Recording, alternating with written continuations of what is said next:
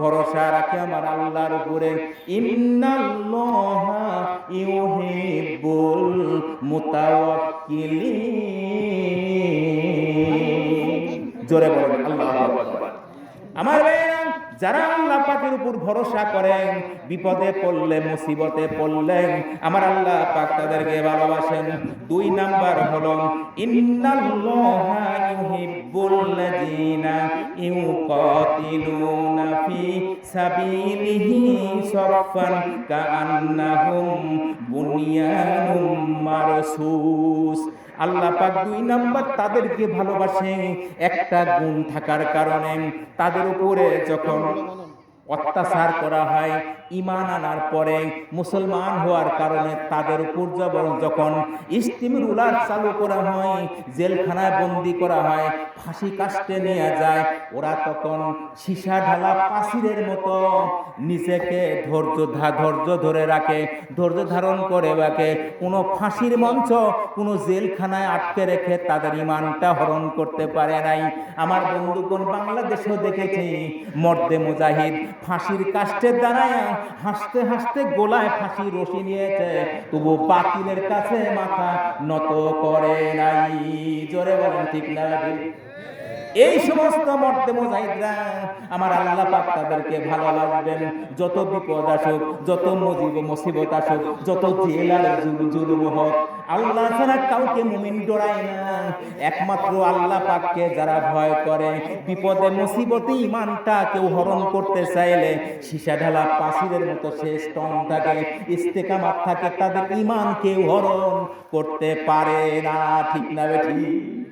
আমার বন্ধুগণ, কোরআনের পাখিরা এভাবে বাংলাদেশ থেকে অনেকে শহীদ হয়ে গেছেন, অনেক আলেমরা শহীদ হয়ে গেছে।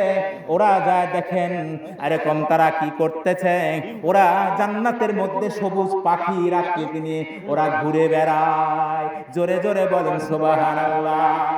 আমার বন্ধুগণ, মুতার প্রান্তরে যুদ্ধের কথা আমার মনে পড়ে গেল। আমার আল্লাহর রাসূল মসজিদের মধ্যে বসে তিনি বলতেছিলেন, আমার পালক পুত্র যায়েদ তুমি কোথায়? এবার বলল, লাব্বাইক ইয়া রাসূলুল্লাহ, আমি হাজির আছি। 2 নাম্বার, আমার সাহাবা হযরত জাফর বিন আবু তালেব তুমি কোথায়? তিনি বললেন, লাব্বাইক ইয়া রাসূলুল্লাহ, আমিও হাজির আছি। 3 নাম্বার, আমার সাহাবা আব্দুল্লাহ ইবনে রাওহা তুমি কোথায়? তিনিও বলল, আমি রাসূল, ইয়া রাসূলুল্লাহ, আমিও হাজির আছি। রাসূল বললেন, যাও তোমরা 3 জন বাড়ি থেকে বিদায় নিয়ে আসো, এই যুদ্ধের ময়দানে তোমরা 3 জনই সেনাপতি হবে। আপনারা প্রশ্নের জবাব দেন, সেনাপতি আসলে কয়জন লাগে? কয়জন লাগে? রাসূল বললেন, কয়জনের কথা? 3 জনের কথা। তার মানে যাদের নাম ঘোষণা করা হয়েছে ওরা নিশ্চিত জানে জিহাদের ময়দানে সেনাপতি লাগে একটা। রাসূল বললেন 3টা, মানে 3 জনই খতম হয়ে যাবে, ওরা আগে ভাগে জানে। তারপরে কেন গেল ভাই? ইচ্ছে করলে বাহানা দিয়া বলতে পারতো, হুজুর আমার ছেলের অসুখ, আমারে সেনাপতি বানায়েন না, জীবন বাঁচাবো। কিন্তু তারা কিছু বলে নাই, যুদ্ধের ময়দানে চলে গেল। আল্লাহর নবীর পালক পুত্র জায়েদকে মুতার প্রান্তরে শহীদ করে দেওয়া হলো। তিনি পতাকাটা দিলেন জাফরকে। জাফর জিহাদের ময়দানে পতাকা উত্তোলন করে এরকম জিহাদ করতেছে, কাফেররা তার ডান হাতে কোপ দিল, ডান হাত পড়ে গেল, বাম হাতে কোপ দিল, বাম হাত পড়ে গেল। এবার জাফর কামড়ে ধরেছে পতাকার লাঠিটা, কামড়ে ধরে পাশের সাহাবীকে বলতেছে, ও সাহাবী, ও আমার ভাই, আমার রাসূল বুঝি এইখানে নাই, আমার রাসূলকে তুমি সালাম দিও। আমার হাত কেটেছে, আমার পা কেটেছে, আমি এই পতাকাটা মাটিতে পড়তে দেই নাই, আমি কামড় দিয়ে কামড়ে আঁকড়ে ধরে রেখে দিয়েছি। আমার রাসূল যেখানে থাক, আমার রাসূলকে সালাম দিও। আমি মনে হয় বেশিক্ষণ দুনিয়াতে বাঁচবো না, কারণ আমার নাকের ভিতরে আমার আল্লাহর জান্নাতের সুঘ্রাণ পাইতেছি। জোরে বলেন সুবহানাল্লাহ। জাফর শহীদ হয়ে গেল। জাফরকে এরকম হাত পা সব কাটা, সব একত্র করে জানাজা পড়াইয়া কবরস্থ করলো। রাত্রিবেলা ঘুমন্ত অবস্থায় জীবন্ত সাহাবা একজন স্বপ্নে দেখে আল্লাহর জান্নাতের মধ্যে জাফর সবুজ পাখির মতো জান্নাতের মধ্যে ঘুরে বেড়ায়। জোরে জোরে বলুন সুবহানাল্লাহ। আল্লাহ পাক জাফরকে এবার ওই ব্যক্তি স্বপ্নে বলে, জাফর তুমি তো শহীদ হয়ে গেল, আল্লাহ পাক তোমার সাথে কেমন ব্যবহার করেছেন? জাফর বলে, আল্লাহর কাছে আমি আবদার করেছি, আল্লাহ আমি একবার শহীদ হওয়ার পর আপনি আমারে জান্নাত দান করেছেন, আপনি যদি আবারও আমারে দুনিয়াতে পাঠাইতেন তাহলে আমি আবারও আপনার ইসলামের জন্য নিজের জীবনটা দিয়া আমি আবার শহীদ হইতাম। এই আকাঙ্ক্ষা, এই মনোবাসনা প্রত্যেক ইমানদারের থাকতে হবে। এমনও দিন আসতে পারে ইসলামকে মিটিয়ে দেওয়ার জন্য, কোরআনকে মিটিয়ে দেওয়ার জন্য এরকম কাফের বেদিনরা অস্ত্র হাতে নিতে পারে। তখন আল্লাহ পাক যদি আমাদেরকে জীবিত রাখে, কারা কারা ইসলামের পক্ষে বাতিল শক্তির বিরুদ্ধে উঠে দাঁড়াবেন? দুহাত তুলে আমার আল্লাহকে দেখান, লিল্লাহে তাকবীর। আল্লাহ হাতগুলো কোরআনের জন্য কবুল করে নাও, ইসলামের জন্য কবুল করে নাও, আমরা বলি আল্লাহুম্মা আমিন। ভাইরা আমার, আমি যে কথাটা বলতেছিলাম, তাহলে 2 নাম্বার গুণ হচ্ছে ইসলামের উপর ইস্তেকামাত যারা থাকবে আল্লাহ তাদেরকে ভালোবাসবেন। 3 নাম্বার গুণ, ইন্নাল্লাহা ইউহিব্বুল মুকসিতিন, যারা ন্যায় বিচার করবে, ন্যায় শাসন করবে, আল্লাহ পাক তাদেরকে ভালোবাসবেন।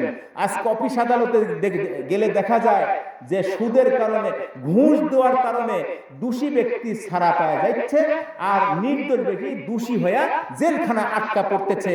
এমন কিন্তু ন্যায় বিচার না হওয়ার কারণে অবিচার হচ্ছে, ঠিক না ব্যাপারী? ভাইরা আমার, যে সমস্ত জাস্টিসরা, যে সমস্ত বিচারকরা ন্যায় বিচার করবে, কোরআনের বিধান অনুযায়ী বিচার ফয়সালা করবে, ন্যায় বিচার করবে, আল্লাহ পাক ওই সমস্ত বিচারকদের উপর ভালোবেসে আল্লাহ পাক তাদের জান্নাত দান করবেন। জোরে বলুন সুবহানাল্লাহ। 4 নাম্বার হলো ইন্নাল্লাহা ইউহিব্বুল মুত্তাকিন, যারা মুত্তাকি বান্দা হবে আমার আল্লাহ পাক তাদেরকে জান্নাত দান করবেন। 6 নাম্বার হলো আল্লাহ তাদেরকে জান্নাত দান করবেন। ইন্নাল্লাহা ইউহিব্বুত তাওয়াবিন, যারা ঘন ঘন ইস্তেগফার করবে, আমার আল্লাহ পাকের কাছে তওবা করবে, ওই তওবাকারীকে আল্লাহ পাক ভালোবেসে জান্নাত দান করবে।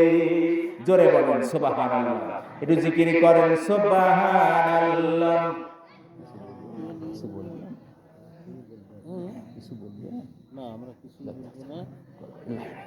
সুবহানাল্লাহ, আলহামদুলিল্লাহ, লা ইলাহা ইল্লাল্লাহ। সুবহানাল্লাহ, আলহামদুলিল্লাহ, লা ইলাহা ইল্লাল্লাহ। ভাইরা আমার, তাহলে আপনার একটা গুণের মধ্যে 5 নাম্বার গুণ হলো, যদি আপনি গুনাহ করেন তওবা করবেন কার কাছে? আল্লাহ পাকের কাছে তওবা করবেন। দুনিয়ার মানুষের কাছে ঘন ঘন কোনো কিছু চাইতে গেলে বিরক্ত হয়, নাক ছিটকায়, আর আমার আল্লাহ পাকের কাছে বান্দা যত চায় আমার আল্লাহ খুশি হয়ে যায়। ঠিক না ঠিক? যত বড় গুনাহ হোক আল্লাহ পাক মাফ করার ক্ষমতা রাখেন কিনা একটু জোরে বলুন। রাসূল পাক সাল্লাল্লাহু আলাইহি সাল্লাম মসজিদে নববীর মধ্যে বসে আছেন। এমন সময় মসজিদের মধ্যে বসা থাকাকালীন সময় একজন যুবক এসে কয়, ইয়া রাসূলুল্লাহ, আমারে আল্লাহ মাফ করবে না, আমি এত বড় একটা পাপ করেছি। বলে, তুমি কি পাপ করেছ? ইয়া রাসূলুল্লাহ, যদি মাফ হয়, আপনি যদি আল্লাহর কাছে দোয়া করেন তাহলে মাফ হবে। বলে, তুমি কি পাপ করেছো সাহাবা? এবার সেই লোকটি বলল, ইয়া রাসূলুল্লাহ, আমি আসলে মানুষ যখন মরে যায়, যখন কাফন দাফন করে বাড়ির দিকে চলে যায়, আমি আসলে কাফন চুরি করতাম, কাফন চুরি করে করে বাজারে বেচতাম। বলেন, এটা অপরাধ ছোট না বড়? ছোট না বড়? শুধুমাত্র পুরুষদেরকেই তো এরকম কবরস্থ করা হয় না, অনেক নারীদেরকেও তো কবরস্থ করা হয়। নারীকে 5টা কাপড় দিয়া তাকে সাজানো হয়, পুরুষকে 3টা কাপড় দিয়ে সাজানো হয়। মানুষ মরে গেলেও কিন্তু দেখবেন গোসল করার সময় তার গুপ্তাঙ্গ দেখানো যাবে না, হারাম। ঢেকে রেখে অত্যন্ত আদরের সহিত গোসল দিতে হয়, ঠিক না ঠিক? আর বলতে, হুজুর আমি কাফন চুরি করতাম, এই গুনাহ মনে হয় আমি মাপ পাবো না। বলে আল্লাহ পাক ক্ষমাশীল, আল্লাহ পাক তোমাকে শরীরে শক্তি দিয়েছে, তুমি অনেক কর্ম করতে পারো, অনেক কামাই করতে পারো, কেন এই গুনার পথ তুমি বেছে নিলে বাবা? বলে আল্লাহ পাকের কাছে ক্ষমা চাও, আল্লাহ পাক মাফ করে দিতে পারেন। কি বলেন, আল্লাহ পাক মাফ করতে পারেন কিনা জোরে বলুন। আমার বন্ধুগণ, এবার যুবকটি বলল, ইয়া রাসূলুল্লাহ আমি শুধু কাফনই চুরি করি নাই, আরো একটা বড় অপরাধ করেছি। এই বড় অপরাধটা তুমি কি করেছো? এবার যুবকটা বলে, ইয়া রাসূলুল্লাহ আমি একটা কবরের পাশে গেলাম, দেখি সুন্দরী একটা অবিবাহিত মেয়ে, এরকম পয়সাওয়ালার মেয়ে মারা গেছেন, বিয়ের আগেই সে মারা গেছেন। তাকে জানাজা দেওয়া হলো, তাকে কাফন দাফন পরাইয়া কবরস্থ করার পরে কবর থেকে মানুষ মাটি দিয়ে চলে গেল। তখন আমার ভিতরে এরকম একটা লোভ আসলো, এই মেয়ের কাফন আমি চুরি করব। গভীর রজনী হয়ে গেল, গভীর রজনীতে মানুষ যখন নাক ডাকায় ঘুম পাড়ে, কোন রকম সারা শব্দ নাই। আমি তখন গভীর রাত্রে কবরের ভিতরে কবরের স্থানে গেলাম, গেট খুলে কবরের মাটি খুঁড়ে খুঁড়ে আমি ওই মেয়েটার লাশ, কাফন সহ লাশ বের করলাম। লাশ বের করার পরে কাফনটা যখন আমি খুলে নিলাম, মেয়েটা এত সুন্দরী ছিল, আমি আমার লোভটা আমি আর সামলাইতে পারি নাই, শয়তান আমারে প্রতারণার মধ্যে ফেলে দিল।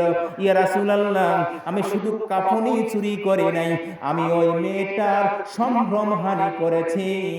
এই সম্ভ্রম হানি করার পর, তার সাথে জিনায় লিপ্ত হবার পর, এখন আমি হঠাৎ করে দেখতে পেলাম কবরের এক কোনায় বসে একজন বসতেছে। হে আল্লাহর বান্দা, আমি যখন দুনিয়াতে বেঁচে ছিলাম, আমার বিয়ে হয়নি, ঠিক কোনো মানুষ আমার চেহারা দেখে নাই, কারোর সাথে আমি অপকর্ম করি নাই, আমার চরিত্র ছিল সুন্দর, আমি আল্লাহকে ভয় করতাম, কেউ আমার শরীরে টাচ করার ক্ষমতা পায় নাই। আজকে তুই আমার শরীরটাকে নাপাক করে দিলি, যা কিয়ামতের মাঠে আমি তোর বিরুদ্ধে মামলা দায়ের করব। এই কথা বলার পর, শোনার পর ওই যুবক বলে, কবরের কোণা থেকে যখন একটা রূহ আমাকে এই কথাটা বলল, আমি ভয় পেয়ে গেলাম, কি একটা পাপ করলাম, দৌড় মেরে আপনার কাছে এসেছি। ইয়া রাসূলুল্লাহ আপনি আল্লাহর কাছে দোয়া করেন। এবার রাসূল বলে, তুমি শুধু যদি কাফনের কাপড় চুরি করতে, আমি আল্লাহর কাছে দোয়া করতাম। তুমি এর চেয়ে বড় অপরাধ করেছ, যাও তুমি আমার দরবার থেকে দূর হয়ে যাও। রাসূল তাকে তাড়িয়ে দিল। এই যুবকটা পাহাড়ের উপর একদিন নয়, 2 দিন নয়, 40টা দিন খাওয়া নাই, দেওয়া নাই, কান্নাকাটি করতেছে আর আল্লাহর কাছে মাপ চাইতেছে। 40 দিন পার হয়ে যাবার পর হঠাৎ একদিন জিবরাইল আলাইহিস সালাম রাসূলের দরবারে হাজির। ইয়া রাসূলুল্লাহ, ও ইয়া রাসূলুল্লাহ আপনি বলেন তো দেখি, আপনার কে সৃষ্টিকর্তা? বলে আমার সৃষ্টিকর্তা আমার আল্লাহ। জিবরাইল বলল, ইয়া রাসূলুল্লাহ আপনি বলেন, রিজিক আপনি খাওয়ান না আল্লাহ খাওয়ায়? রাসূল বললেন, রিজিক আল্লাহই খাওয়ায়। বলে আপনি মানুষকে মাফ করেন বেশি না আল্লাহ মাফ করেন বেশি? বলে আল্লাহই তো ক্ষমাশীল, আমরা রাগ হলে মাফ করতেও পারি, নাও করতে পারি। জিবরাইল আমিন বললেন, ইয়া রাসূলুল্লাহ আজ থেকে 40 দিন আগে যে যুবকটারে আপনি তাড়া দিলেন পাপ করার কারণে, অপরাধ করার কারণে, আজকে ওই যুবকটা 40 দিনের মাথায় এমন একটা কান্না দিয়েছে আল্লাহর কাছে, আল্লাহ গো তুমি যদি আমারে মাফ না করো, জাহান্নাম ছাড়া কোনো উপায় নাই। ইয়া রাসূলুল্লাহ ওই যুবকের জন্য সুসংবাদ, আল্লাহ পাক ওই যুবকের তওবা কবুল করেছে। জোরে জোরে বলেন সুবহানাল্লাহ। আপনারা যত বড় অপরাধ করুন না কেন, মাফ করার মালিক কে? আল্লাহ। মনে রাখবেন, যারা ঘন ঘন তওবা করে আল্লাহ পাকের কাছে, ওরা আসলে দামি। মানুষ মনে করে গুনাহ করছে বেশি, এই জন্য তওবা করে বেশি। না, গুনাহ করেন বা না করেন, যারা প্রত্যেক দিন আস্তাগফিরুল্লাহ পাঠ করে, আল্লাহর কাছে ক্ষমা চায়, ওই সমস্ত তওবাকারীকে আমার আল্লাহ পাক ভালোবাসেন। জোরে বলেন সুবহানাল্লাহ।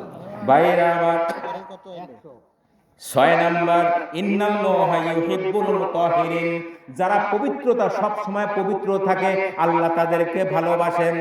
রাসূল পাক সাল্লাল্লাহু আলাইহি সাল্লাম কবরের পাশে দিয়ে যাইতেছিলেন, দেখেন কবরের মধ্যে আযাব হইতেছে। রাসূল বললেন, এই আযাব হচ্ছে দুটো কারণে।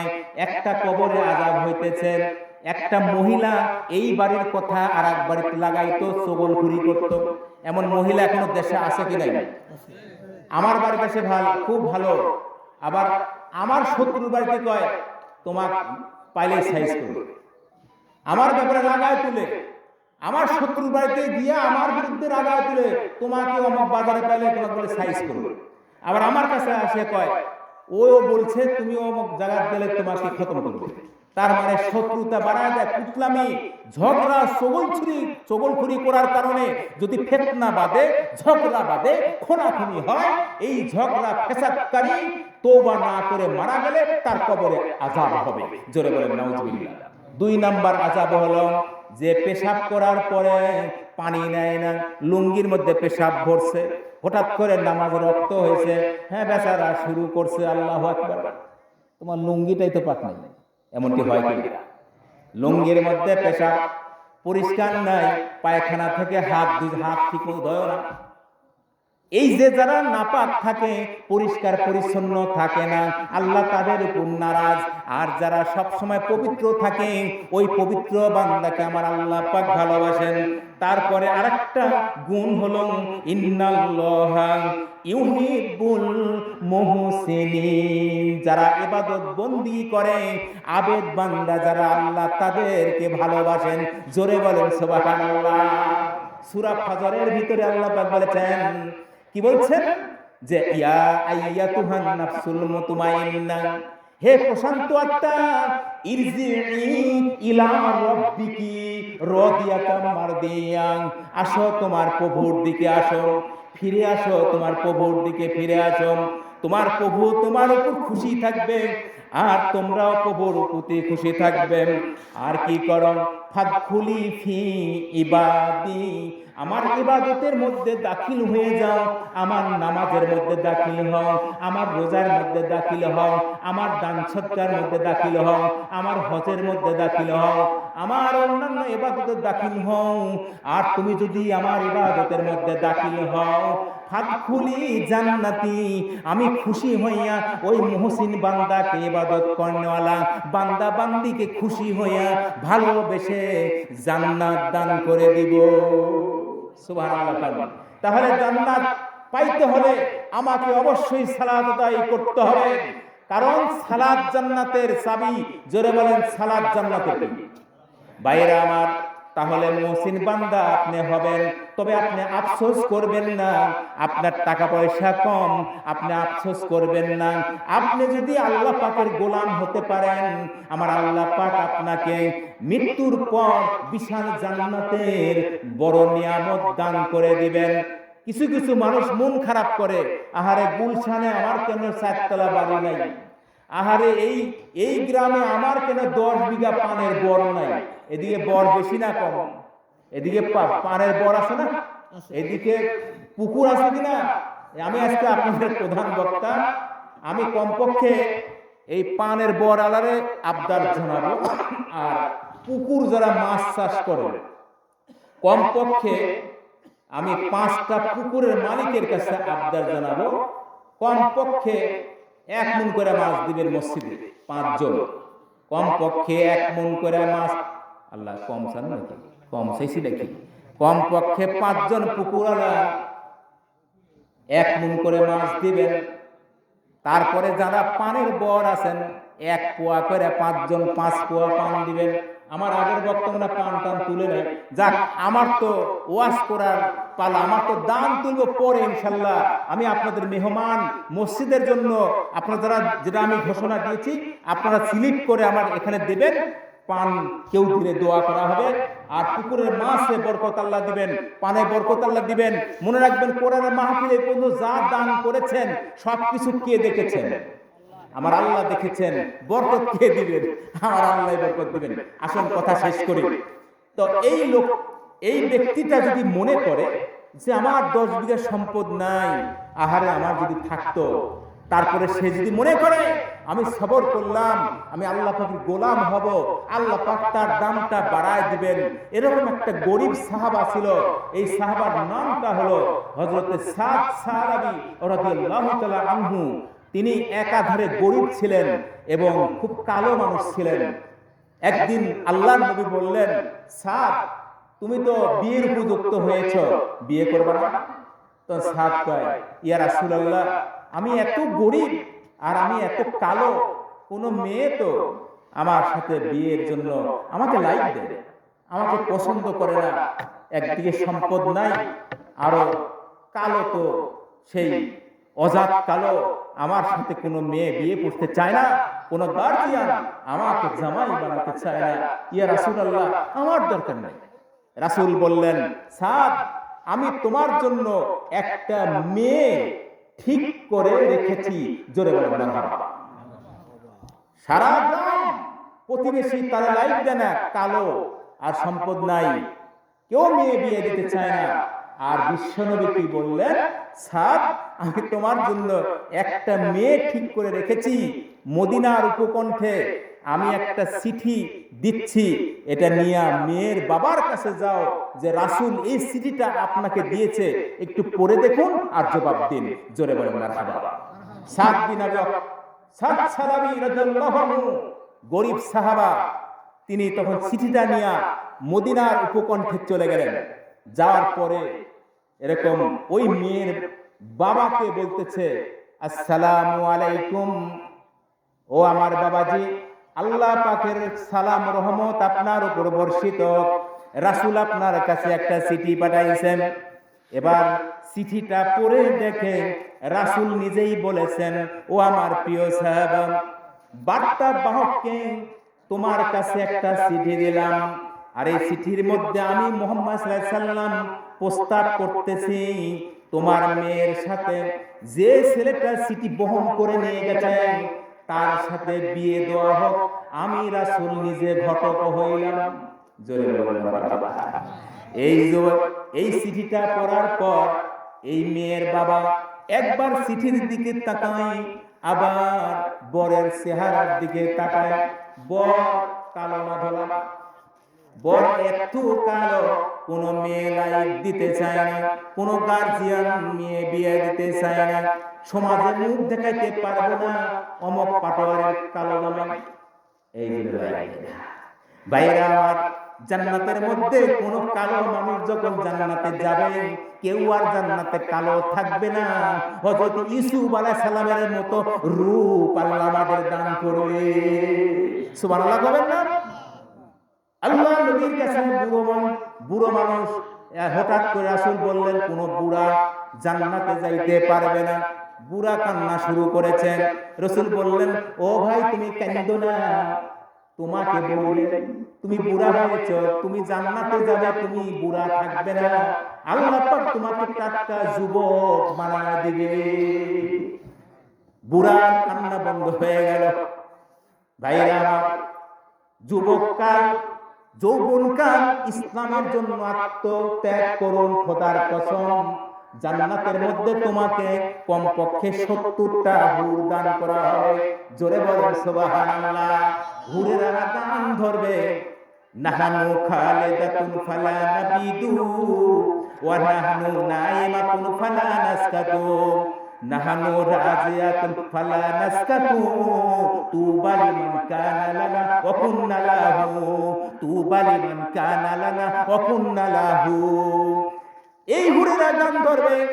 ও বাংলাদেশের যুবকেরা, অনেক রাত্রি যাপন করে তাহাজ্জুদের নামাজ পড়েছিলেন, কাজের ফাঁকে তুমি এক ওয়াক্ত নামাজ কাজা করো নাই, রমজান মাসে রোজা কাজও করো নাই, আল্লাহ পাকের গোলাম হয়ে গিয়েছিলে, বিয়ার আগে কোনো মেয়ের দিকে তাকাও নাই, বিয়ার পরও তুমি জিনা টিনা করো নাই, নিজের ইজ্জতটাকে ইজ্জত আব্বুকে হেফাজত করেছিলে, আজকে জান্নাতের মধ্যে আমরা তোমার খেদমত করব, একটা নয় 70টা হুর তোমার স্ত্রী হয়ে থাকবো, জান্নাতের মধ্যে তোমার খেদমত করব। জোরে বলো সুবহানাল্লাহ। এই যুবকরা ও কিসমত গণ করে যুবকেরা জান্নাতের মধ্যে হুর আমরা চাই কিনা? চাই কিনা? যদি চাইতে হয় তাহলে 5 ওয়াক্ত নামাজ পড়তে হবে। 2 নাম্বার শর্ত হলো নিজের চরিত্রের হেফাজত করতে হবে। কিয়ামতের মাঠে ওই যুবকেরা আল্লাহ পাকের আরশ আজিমের ছায়ায় অবস্থান করবে, যেখানে আল্লাহর আরশের ছায়া ব্যতীত কোনো ছায়া থাকবে না। ওই কিয়ামতের মাঠে ওই যুবক স্বর্ণের একটা আসন পাবে, চেয়ার পাবে। যে যুবকটাকে কোনো মহিলা বলে আসো তোমার সাথে জিনা করব, আর ওই যুবকটা যদি বলে আমি জিনা করতে পারবো না, আমি আল্লাহকে ভয় করি, ওই ব্যক্তিকে, ওই যুবককে আল্লাহ ভালোবেসে আরশের জায়গা স্থান করে দিবে। ভাইরা আমার, যৌবনকালের ইবাদত বন্দিগির দ্বারা আল্লাহ পাক আরশ আজিমের মেহমান বানাবে। যৌবনকালে দেখেন ইসলামের বিরুদ্ধে অনেক ক্ষতি করা যায়, ইসলামের পক্ষে অনেক উপকার করা যায়, ঠিক না ঠিক? বাংলাদেশে বৈষম্য আন্দোলন যদি না হইতো, বিএনপি জামাত 100 বছরও কিছুই করতে পারত না। ছাত্র আন্দোলন যাতে কঠিন রক্ত দেয় তবুও পিছু হটে না। এই সমস্ত ছাত্রদের আন্দোলনের দ্বারা আমাদের শিক্ষা নেওয়া উচিত। আমি আল্লাহ পাকের জান্নাতের পথে থাকবো, শয়তান যতই টানা হেঁচড়া করুক আর শয়তানের পথে যাব না, আমি নামাজের পথে যাব, আমি আল্লাহর পথে যাব। তাহলে যুবকেরা মনে রাখবে, তোমার এই ঈমান, তোমার এই জেদ আল্লাহর জান্নাতে পৌঁছায় দিবে। সুবহানাল্লাহ। ইচ্ছা করলে যুবকরা গুনাহের কাজও করতে পারে, আবার নেকের কাজও করতে পারে। আমার ভাইরা, এই সাদ সালাবি যখন পয়গামটা নিয়ে গেল, তখন এই মেয়েটার বাবা একবার চিঠির দিকে তাকায়, আবার ছেলেটার দিকে তাকায়। রাসূল এই ছেলেকে আমার জামাই হিসেবে কিভাবে সিলেকশন করলো? তখন বলতেছে যে কি করি, রাসূলের চিঠি। কার চিঠি? জোরে বল, কার চিঠি? উনি কিন্তু খালি ভাবতেছে, হায় আল্লাহ, রাসূলের চিঠি যদি না হতো কত আগেই এই ছেলের জন্য তো গেটই খুলতাম না। তার মানে কি জানেন? ওই সাহাবী যে মেয়েটার জন্য রাসূল সাদ বিন সালাবার জন্য স্ত্রী হিসেবে ঘটকালি করতেছে, এই মেয়েটা মদিনার সবচাইতে সুন্দরী রমণী। জোরে বলেন সুবহানাল্লাহ। হুরে মদিনা, ওই মদিনার মধ্যে ওই মেয়ের নাম হলো হুরে মদিনা। এত সুন্দর, আর সবচাইতে কালো সাহাবা পাঠাইছে বিয়ার প্রস্তাব দিয়া। এরপরে ওই মেয়ের বাবা কয়, আমারই পছন্দ না, মিয়া মনে আরো পছন্দ করবে না। যাক, রাসূল যেহেতু চিঠি পাঠাইছে, মিয়ার কাছে গিয়া বলি। মেয়ের কাছে গিয়া কয়, মা তুমি মন খারাপ করো না, রাসূলের চিঠি এসেছেন, একটা ছেলেকে পাঠিয়েছে, তাকে তুমি বিয়ে করবা। রাসূল বর সিলেকশন করেছে, রাসূল নিজেই ঘটক। এবার স্ত্রীর কাছে বলল, গো দেখো তোমার মেয়ের জন্য রাসূল একটা ছেলে পাঠাইছে। স্ত্রী ছেলের চেহারার দিকে তাকায় মন খারাপ, বাপের চেহারার দিকে তাকায় মন খারাপ। এবার মেয়েকে বলে, মা তুমি কি বলো? রাসূল এই ছেলেকে পাঠাইছে তোমার সাথে বিয়ে দেওয়ার জন্য, তোমার মতামত জানতে চাই। বাবা মা যখন এই কথা বলল, এই হুরে মদিনা চিঠিটা হাতে নেয়া চোখের পানি দর দর করে ছেড়ে দিল। জোরে বলেন সুবহানাল্লাহ। কান্না করতেছে। মেয়ের বাবা মনে মনে ভাবতেছে, এই ছেলেকে দেখে আমার মেয়ের পছন্দ হয় না, এই জন্য কাঁদতেছে। এবার বাবাই কয়, মা তুমি কাঁদো না, তোমার মনে হয় ছেলেটা পছন্দ হয় নাই, আর দাঁড়াও আমি ছেলেকে মানা করে দিই, বিয়েতে আমার মেয়ে রাজি না, তুমি রাসূলকে গিয়ে বলো। এবার এই মেয়েটা বাবাকে বলতেছে, বাবা গো আমি আসলে এই জন্য কান্দি না, আমার বর চয়েস হয়েছে কি হয় নাই, এই জন্য আমি কাঁদি না। আমি কাঁদি, আমার এই কান্নাটা হলো সুখের কান্না। জোরে জোরে বলেন সুবহানাল্লাহ। বাবা আশ্চর্য হয়ে গিয়ে বলল, মা সুখের কান্না তুমি কেমনে বুঝলা? বলে, এই অঞ্চলের যতগুলো মেয়ের বিয়ে হয়েছে, এইগুলো মেয়ের ঘটক ছিল সাধারণ মানুষ, আর আমার বিয়ের ঘটক স্বয়ং আমার রাসূল। এর চাইতে বড় পাওনা আমার জীবনে আর কিছু হতে পারে না। আমার রাসূল যখন এই কালো যুবককে আমার স্বামী হিসেবে চয়েস করেছে, আমি রাসূলের সম্মানার্থে এই যুবককেই আমি বিয়ে করব। আপনি বলে দেন আমি বিয়েতে রাজি। জোরে জোরে বলেন সুবহানাল্লাহ। এই কালো সাহাবার এমন কি গুণ, যে গুণটা রাসূল বুঝতে পেরেছিলেন। মানুষ কালো হোক আর গরিব হোক, সে যদি আল্লাহ পাকের গোলাম হয়, আবেদ বান্দা হয়, মুহসিন বান্দা হয়, আমার আল্লাহ পাক ঢোলার দিকে তাকায় না, সম্পদের দিকে তাকায় না। আল্লাহ পাক তাকায় হলো তোমার ভিতরের যে তাকওয়া, তাকওয়ার দিকে আমার আল্লাহ তাকায়। জোরে বলেন সুবহানাল্লাহ। মানুষের ধোলা বুড়া, আমরা তো একটু সুন্দর দেখলে এটারে দিয়ে করাবো আমার পুত্রবধূ বানানো, আর যদি দিয়ে টাকা বেশি এটারে ভালো লাগে। আমার আল্লাহর কাছে টাকার বড় গুরুত্ব নাই, পয়সার কোনো গুরুত্ব নাই। কালো ধোলা লম্বা খাটো কোনো তমিজ করে না। আমরা আল্লাহর কাছে প্রিয় তখনই হব আমাদের ভিতরে যত আল্লাহর ভয়, যত যোগ থাকবে, যত গুনাহ থেকে বেঁচে থাকতে পারবো, তত আমার আল্লাহ মহব্বতের রহমতের চাদরের মধ্যে আমাদের ঘিরে নেবে। সুবহানাল্লাহ। ভাইয়েরা আমার, এবার বাবাই বলল, আশ্চর্য, আমরা ভেবেছি আমাদেরই পছন্দ, আমি এত পছন্দ করবেই না। এরপরে বলল, বাবা আমার মেয়ে রাজি, তুমি রাসূলকে গিয়া বলো, রাসূল আপনি যে মেয়ের কাছে পাঠাইছিলেন, গার্জিয়ানের কাছে পাঠাইছিলেন, ওরা বিয়েতে রাজি। রাসূল বললেন, আলহামদুলিল্লাহ, আমার সাহাবা আমি রাসূলকে সম্মান দেখিয়েছে, যে মেয়েটাকে বর কালো বর হিসেবে সে ঘৃণা করে নাই, আমি রাসূল যে বর সিলেকশন করেছি, আমার কথাটা মূল্যায়ন করেছেন। ও সাহাবা, অমুক দিন তোমার বিয়া, তুমি এখন কি করবা? জামা কাপড়, তেল সাবান কিনুন লাগবে, টাকা দাও। এবার যুবক কয়, পকেটে এক পয়সা নাই, পকেটে এক পয়সা নাই। রাসূল কয়, বিয়ে করবে কেমনে? এত সুন্দর একটা মেয়ে তোমার ঘরে আসবে, মোহরানার টাকা, তারপরে একটু কাপড় চোপড় কেনা লাগবে। এখন যুবকটা বলে, হুজুর আমার কাছে কোনো টাকা পয়সা নাই। তারপরে রাসূল বললেন, দুটো সাহাবার কাছে যাও, ওই সাহাবারা তোমাকে কিছু দান করবে। একজন সাহাবা 200 দিরহাম দান করলো, আর একজন সাহাবা 200 দিরহাম দান করলো, আর একজন সাহাবা 50 দিরহাম দান করলো, আর একজন সাহাবা 100 দিরহাম দান করলো। অনেকগুলো টাকা যখন হইল, রাসূল বললেন, তুমি যাও বিয়ের বাজার করতে যাও। ঠিক যেদিন সে বিয়ের বাজার করতে বাজারে গেছে, ওই দিনই যুদ্ধের ডঙ্কা বেজে উঠেছে। উহুদের ময়দানে যুদ্ধের ডঙ্কা বেজে উঠেছে। রাসূল নিজে সেনাপতি হয়ে যুদ্ধের ময়দানে চলে গেলেন। তিনি যখন যুদ্ধ করতেছে, রাসূল বিয়ে, যেহেতু তার বিয়ের জন্য তাকে অনুমতি দেয় নাই, সে বাজার করবে, সেই দিন কি পরের দিন তার বিয়ে হবে। সে যখন বিয়ের বাজার করবে, এমন মুহূর্তে সে কি করলো, কানের মধ্যে খবর আইলো মুহাম্মদ উহুদের ময়দানে কতল হয়েছে, শহীদ হয়ে গেছেন। এই সাদ বিন সালাবি রাদিয়াল্লাহু তাআলা আনহুর কানে যখন খবরটা আসলো মুহাম্মদ সাল্লাল্লাহু আলাইহি ওয়াসাল্লাম উহুদের ময়দানে নিহত হয়েছেন, শহীদ হয়েছেন, সে মুহূর্তের মধ্যে সে মনে মনে সে চেঞ্জ করলো, আমি বিয়ের বাজার করব না। 200 দিরহাম, 200 দিরহাম, আরো 100 দিরহাম, 500 দিরহাম, আরো কিছু যোগ ছিল। কিছু টাকা দিয়ে তিনি একটা ঘোড়া কিনলেন, আর একটা তলোয়ার কিনলেন। এবার তিনি একটা কালো ফিতা কিনলেন।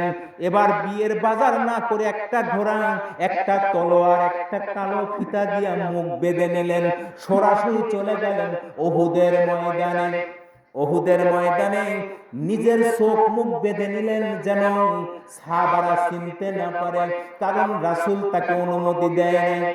কিন্তু আমার তো মনে মানে না, ইহুদের প্রান্তর থেকে নিউজ এসেছে ইসলাম খতম হয়ে গেছে, মুহাম্মদ খতম হয়ে গেছে, আমি এই জীবনটা কার জন্য দেব? এরকম সাহাবাদের জীবন উৎসর্গ হতো, রাসূলের মহব্বত তাদের অন্তরে বেশি ছিল, ঠিক না রাখি? হযরতে হানজালার কথা কি তোমরা ভুলে গেছো যুবকেরা? হানজালা নতুন বিয়ের পর বাসর সজ্জার পর গোসল করার জন্য রেডি হয়েছেন, মাথার মধ্যে পানি নিয়েছে, এমন মুহূর্তে যুদ্ধের ডাক পড়েছেন, বিবিকে তলোয়ার দাও, বলে যুদ্ধ করার আগে গোসল করো, তোমার শরীরটা নাপাক। বলে আমি গোসল করতে সময়টা নেব না, আমি শুনছি উহুদের ময়দানে আমার রাসূল শহীদ হয়েছে, যাও তলোয়ার দাও, আমার এক মুহূর্ত সহ্য হয় না। সে তলোয়ার নিয়ে যুদ্ধ করে শহীদ হয়ে গেল। রাসূল উহুদের ময়দানে বলল, যারা শহীদ হয়েছে তাদেরকে জানাজা নামাজ পড়ায়া দাফন করো, গোসল দিও না, কারণ শহীদদেরকে বিনা গোসলে কবর দেওয়া হয়। কারণ হলো কিয়ামতের